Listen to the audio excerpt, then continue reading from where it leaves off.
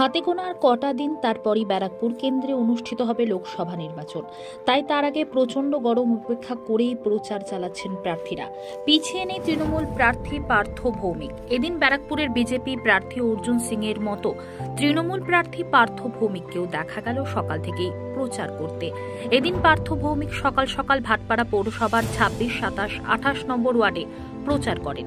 এদিন তিনি প্রচারের ফাঁকে সাংবাদিকদের মুখোমুখি হয়ে সন্দেশখালী ভাইরাল ভিডিও নিয়ে তার দাবি, যে ভিডিওটি বের হয়েছে সেটা কোনো মতেই ফেক নয়, মানুষ যা বোঝার সেটা বুঝে গেছেন।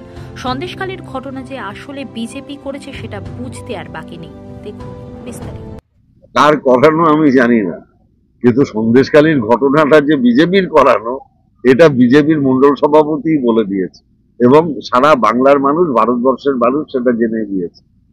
বিজেপি যে বাংলাকে কলঙ্কিত করবার জন্য, বাংলাকে ছোট করার জন্য, বাংলাকে হেয় করার জন্য, বাংলার মা বোনেদের সম্মান নিয়ে খেলা করে, সেটা বিজেপি পরিষ্কার করে দিয়েছে। সমগ্র বাংলার মা বোনেরা তীব্র প্রতিবাদ করবে এবং ভোট বাক্সের প্রতিফলন হবে। বিজেপি মন্ডল সভাপতি বলছেন যে আমি যেটা বলিনি, আমাকে এটা তো বলে লাভ নেই। যারা ভিডিওটা দেখেছে তারা সবাই দেখেছে যেখানে সুপার ইম্পোজের কোনো ব্যাপার নেই।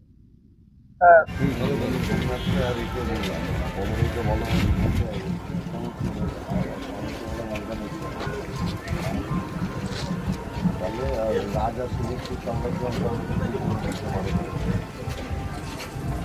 তাহলে মোটামুটি আমার জবরদল কমাই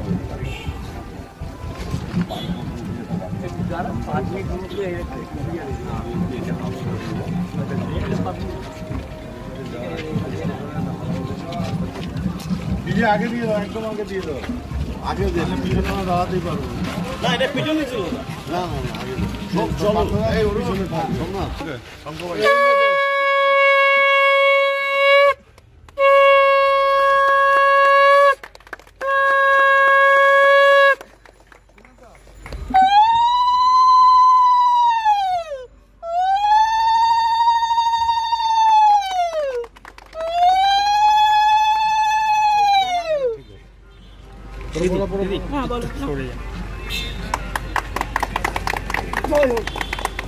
দাদা একটু এনার্জি দিয়ে দাও।